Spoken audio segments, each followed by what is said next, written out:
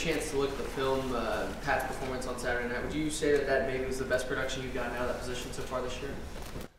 I don't know if best production, but definitely protected the ball the best we have all year, which is a step in the right direction. That's what I asked him to do, and then he did a great job of it. Is he taking over the spot for the last 2 weeks? I'm not sure. We'll have practice this week, see how it goes, and name a starter at kickoff.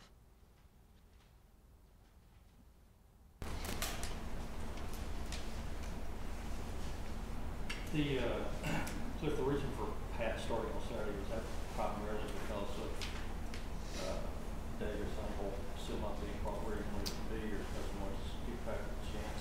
More Davis not being as mobile as I thought he'd need to be against that pass rush and that defensive line. He hasn't been 100% since that high ankle sprain. It's really affected his mobility, and that was the main reasoning to get Pat out there. I knew he could move around a little bit better and escape and make some plays. So if Davis is 100%, shows you everything in practice, you plan to start him Saturday? We'll see. We'll see how the week goes. I won't name a starter until kickoff. So.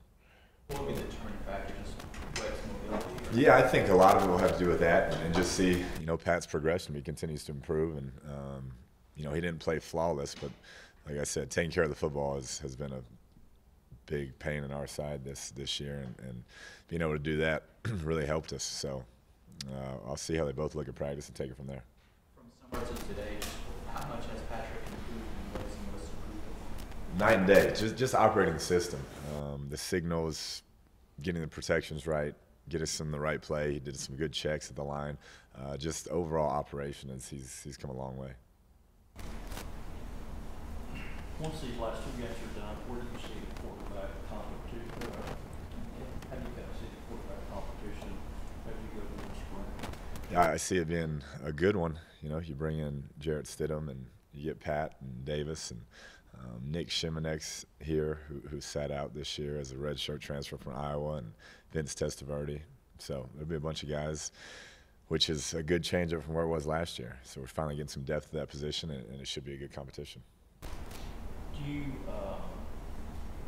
Does David still have an edge based on experience, or do you see it as pretty much wide open? I'd say it's wide open at this point. Yeah, I'd say anytime you have a record of 3-7, you got to reevaluate some things, and going into the spring, it'll be an open competition. Does he still have a legitimate chance to win the competition if he's playing baseball in the spring? Pat? Yeah, I'm not sure exactly. We're going to work around his schedule. There's been other quarterbacks do it. The Heisman Trophy winner from last year did it. So you can definitely manage it. And so we'll get with Coach Tadlock. And during baseball season, that's going to be his priority, is helping the baseball team. But we'll find a way where he doesn't miss too much. You already talked about Pat's progression as a quarterback. What do you thought about Ian's progression as a wide receiver and where he's kind of scored this year? He's come a long way. You could tell the first few weeks when we put him out there, he was still feeling it out, and now I think having some success has really helped his confidence, and he's playing at a high level, and really proud of the way he's blocking. It's a physical game at this level as compared to high school, and we're asking him to make some pretty tough blocks in there on linebackers, and he's embraced the challenge, so he's got a bright future ahead of him.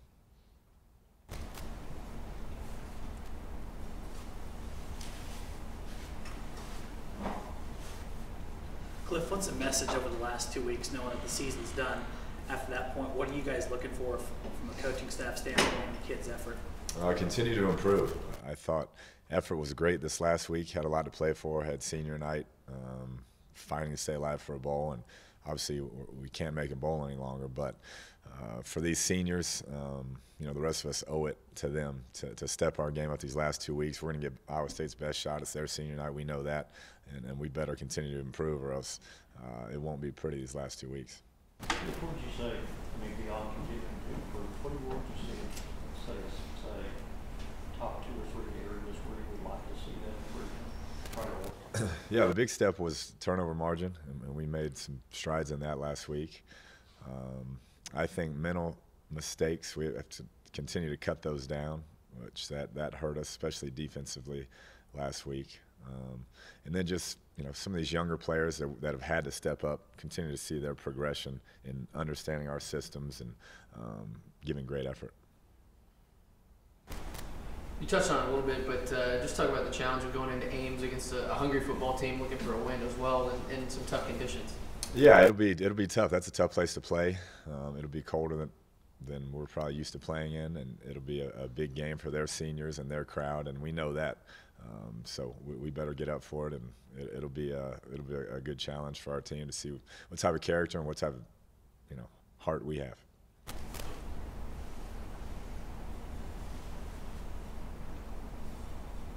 Coach, you guys will be playing another mobile quarterback. What do you think you need to do to prepare a little bit better this week?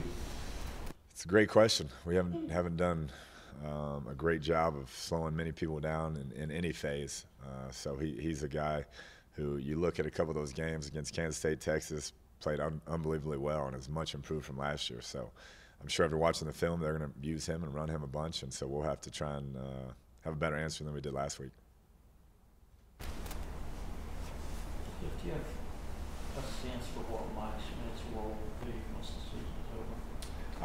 I don't. Right now, we're just focusing on these last two, and as soon as the season's over, we'll have a lot of time to evaluate that without any bowl prep, and we'll take it from there. Did you sit down with him when he kind of took over and said, these are the goals and this is kind of what I expect? Yeah, we had a good conversation, and I knew the tough situation he was thrust into, and I wanted him to know that it's just about doing your best with what we got and where you're at. And he's done a great job of stepping up his leadership role and getting those kids to play hard, and done the best job that he can. Is some of that or a lot of that just just kind of the mentality of the players, and obviously they've shown a lot more enthusiasm kind of getting to the ball? Yeah, they've shown a lot of heart, and he brings that to practice. He brings that to meetings. He's a passionate guy, and I think you see that resiliency. It hadn't always been pretty, but I do think they've played hard most of the time. Do you have any idea, when you'll decide on the defensive coordinator, whether he becomes full-time or you go after somebody else?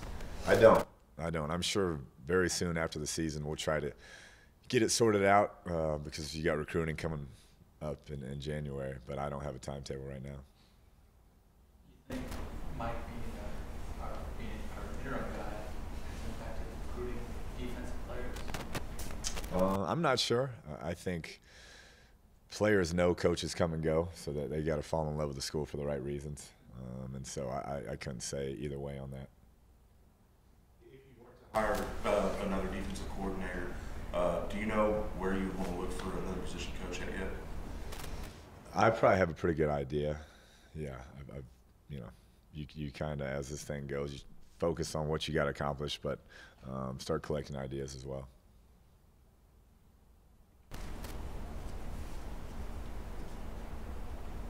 Do you know if you'll have J.J. Gaines this week? Or I do not. I know it was a shoulder injury, but I have not heard. Same situation with Justice. Yes, he had some sort of head injury, and he'll be day to day.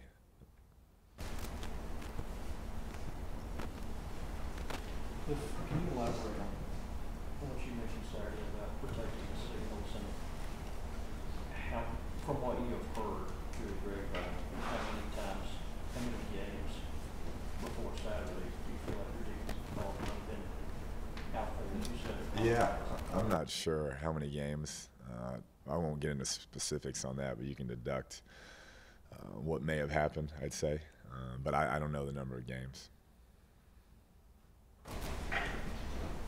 Did you get a chance to see? Did you get a chance to see Rico Levis play at all this past game? I did.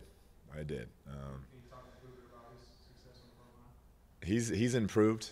Not where we need him to be, obviously, but he's improved. He's a guy who we expect big things eventually for us at that position. He's just got to keep coming. Been a slower development than I probably thought it would have been, but he's stuck with it, and he did some good things on Saturday. A lot of things we still have to clean up, but he's got a chance if he'll keep working. Kliff, do you think it's fair, or is there a way to enforce in college football people stealing signs or looking at signals? Obviously in baseball there's things you can do to remedy that, but what do you guys do in terms of college football, and where is a line crossed in your mind on that subject? Yeah, I think it happens all the time. I'd like to get, the NFL helmet where you can talk to the quarterback in the helmet. I think that'd help. But we don't have that yet. So you just have to continue to disguise them and come up with different ways to mix it up each and every time.